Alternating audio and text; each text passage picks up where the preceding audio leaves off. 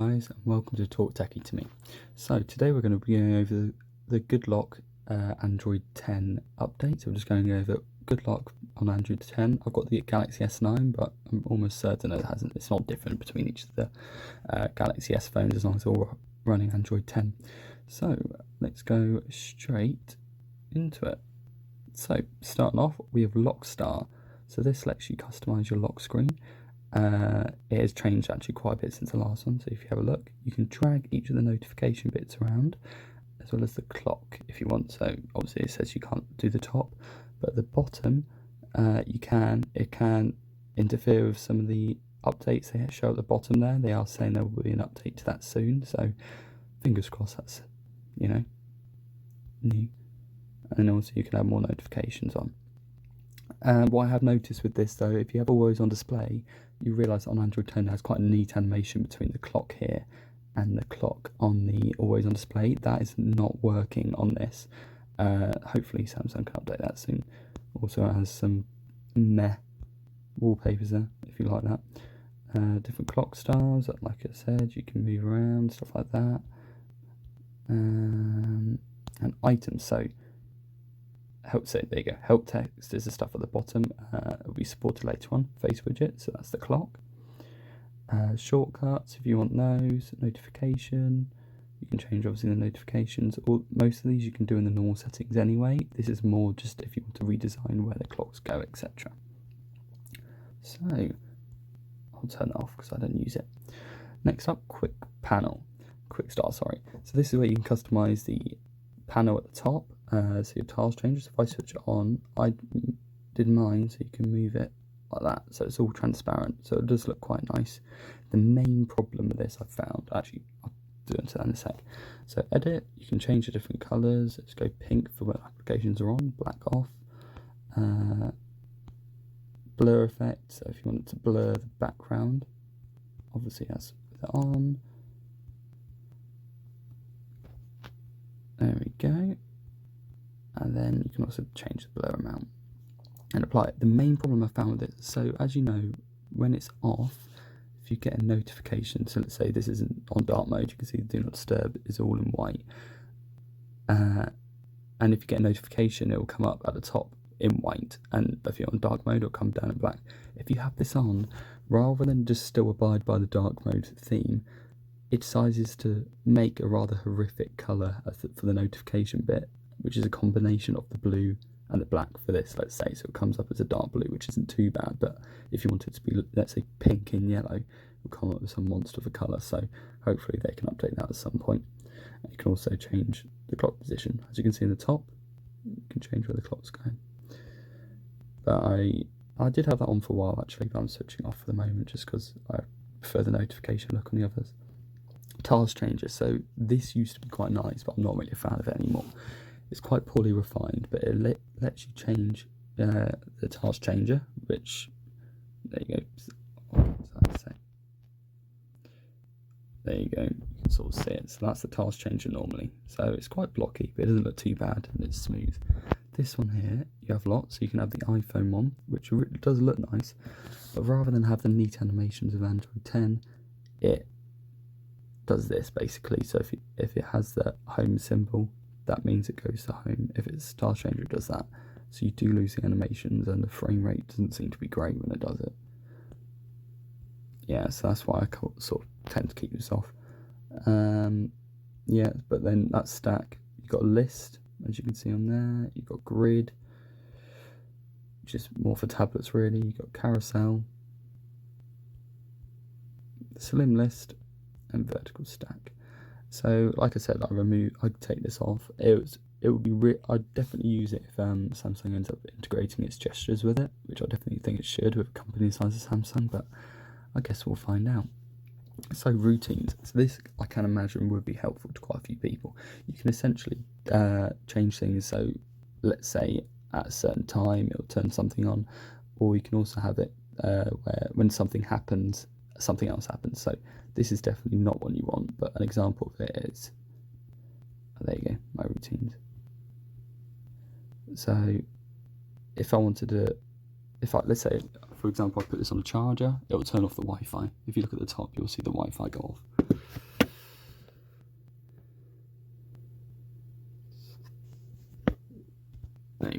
That particular example probably isn't useful to anyone here, but it's just an example of the different things you can use. Yeah, I'm not going to go into full depth of it. If you just have a look yourself, you'll be able to find the Goodlock app on the Samsung store for free. So, clock face. This one, once again, it's not that impressive. It just means that you can pick all these clocks here. It downloads it to your settings anyway, so you can just access it from the settings. Once again, I actually really like which one is it?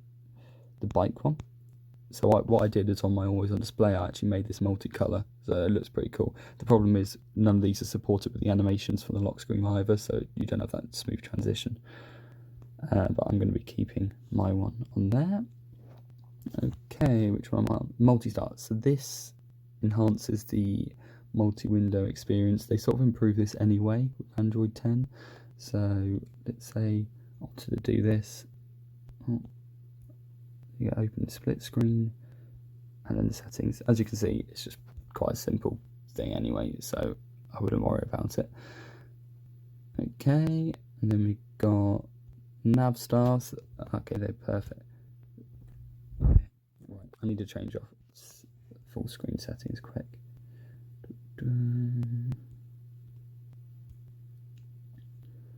So let's say I went back to navigation buttons, as I know quite a few people do like. And if you turn this on, it changes it. So you can go for all of these ones, whichever one tickles your fancy. So that's the default one. I quite like the circle square thing, like the OnePlus. And it's nice. You don't get the really nice animations when you go home. This isn't from the app, this is just default. But it's definitely smooth. And if you like the buttons instead of navigation bar, you definitely appreciate this. Right, so I want to go back to full screen gestures. So going back, nice shot. This is no longer supported. It's because all of these stuff I actually gave you is now supported by Android 10 on default, and it's far better on that, so I wouldn't worry about it. So Notice Stars. This is a notification management service. So as you can see, this is all the stuff I've been doing. What you can do is access it from the... Right, so next up we have Notice Star. So as you can see, this is a little notification panel. I don't have any notifications currently. I had to delete them, I promise. So you can't see any of them. But if you go into the top settings, there you go. You can use it on your lock screen. Unfortunately, because I'm using a screen recorder, if I show on the lock screen, it cancels the screen recorder, so I can't really show you. But essentially, you can change the limit on it. But if you look at the start setting, you can essentially swipe up. It'll have a default. This will be in the middle, and it'll be white like that. All you have to do is swipe up on that, and it'll bring up all of the notifications. I personally prefer it right at the bottom, and I put the transparency on high, but you can also change the colour of it to whatever colour you want. Well, within that range. But yeah, like I said, I have it all the way at the bottom. Right, so let's go back, go family. So theme park, this is definitely one of the biggest changes they've implemented. You can create a new theme and essentially use all the colours that they have at the bottom. You can obviously also select your own ones, and it creates this theme for you. I do wish I had more customization for each individual one. So let's say for that one, I wish the panel thing at the top, I wish you could change that. Unfortunately you can't, but you have these certain colour schemes it has based on this first colour, and you can change stuff. So this could be useful for you. You might fancy it. I'm personally not a fan of most, but it's up to you. Icon, you can change all the colours to fit a certain theme. You can have tray, which is the bit behind the icon. If you look at the top left there, you can see that if I change the tray thing, it changes the background. I'll turn it off though. And then label, obviously you can change the colour of the labels. So black does look quite nice. It's just a shame that you have to use this to make it black. If you don't want a third party launcher. So that could be nice for you. Nice catch. So if you've ever, I don't personally, but if you've ever had a random random vibrations on your phone, get this, alright? Essentially, it tells you of all the applications that make a vibration. Some of them might be background apps, and you can then disable them just to get rid of those annoying vibrations. They have more setting. If you go back, if you click the little App Store bit on the right, it will tell you how it all works into the descriptions part. There we go. I didn't need to press that. back. Right. So one-handed operation. This I definitely think is less worthwhile now that they got the Android 10 update due to all the new customization and gestures. But if you switch this on, essentially, if you look on the left and right, there's these blue bars. What you can do, if it's switched on, you can do the left handle to do all of these different things. It's the same as the right handle. And then a diagonal. So let's say I went straight right. That makes me go back. On the right hand side, I put previous app. So if I do that, it goes to the previous app. It can be useful. It's totally up to you how you want to do it. I personally don't use it because of the gesture one I use. You have to swipe from the left and right to go back anyway. So this obviously interferes with that a lot. But if you're using, let's say, the bottom gestures where it's the 3 bars at the bottom, or even just the navigation bar, this could be useful, especially like, let's say, diagonal down. I've got screenshots. So if I diagonal down, it takes a screenshot. You can also, if you do a long swipe, it can do a different action. This happens with right handle and left handle, and you can change how wide they are, how tall they are, whereabouts they are, and obviously their transparency level, because if it's on low, you can see there's a very slight grey bar on the left and right. It can help if you want, but if you get used to it, then I wouldn't see the point. And obviously the swipe distance. Right, so I'll turn that off. Back again. Edge lighting. This is probably the most useless thing on the Goodlock, because all of these edge lighting effects are actually in the settings anyway. But like normal edge lighting, you can change that. It's a shame because I like edge lighting, but I hate the notification thing at the top because it's tiny. I wish they just did edge lighting and it's the normal notification came down. Samsung, if you're listening to my 4 subscribers, I really hope you implement that change. Right, edge touch. This I can imagine would be quite useful. If you have one of the Samsung flagships from the most recent years, you realise they have curved screens and it can be really annoying. What you do is, let's say at this zone, you can essentially change the particular zone. So if but essentially to remove accidental touch, so if I touch that by accident, it won't have any effect. I recommend having a play around this if it annoys you. I personally don't mind it. I've got quite big hands, so it hasn't really become an issue for me, but it's up to you. Right, and finally, sound assistant. So this essentially just has a whole customization for all of your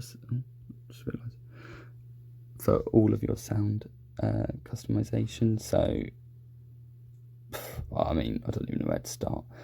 There's loads. So you can change scenarios. So if I'm at home, I could put only vibrate when I get a notification, never, because I don't know if you ever realise when you're listening to stuff and then you get a notification, it makes a notification noise, which personally pisses me off a bit. So if you have that, it can be quite handy. Volume panel theme, so you can change the volume panel. This is definitely a nice one because it means, there you go, as you can see at the bottom, volume panel. I definitely like this one, so I'm going to keep that actually, because it keeps the more default Android 10 one. The Samsung one originally is at the top and it makes it really hard for one-handed use. A floating button, so it just essentially brings up a little sound assistant button that comes up occasionally. It's quite useless, just go into the settings and there's some other settings for you. Right guys, thank you so much for listening. What I'm going to do now is just show you how to get onto the Galaxy, how to actually download Goodlock. It's definitely worthwhile to have a play about with if you want to customize your phone more. But yeah, so like I said, go onto Galaxy Store, type in Goodlock, and then boom, it comes up. You just got to install it, and then once you're on Goodlock, you do have to install each of the things separately, but they're each only a few megabytes, so I wouldn't worry about it. Thank you so much for listening. Subscribe, like and comment if you're new, and I'll get some more videos out. Thank you.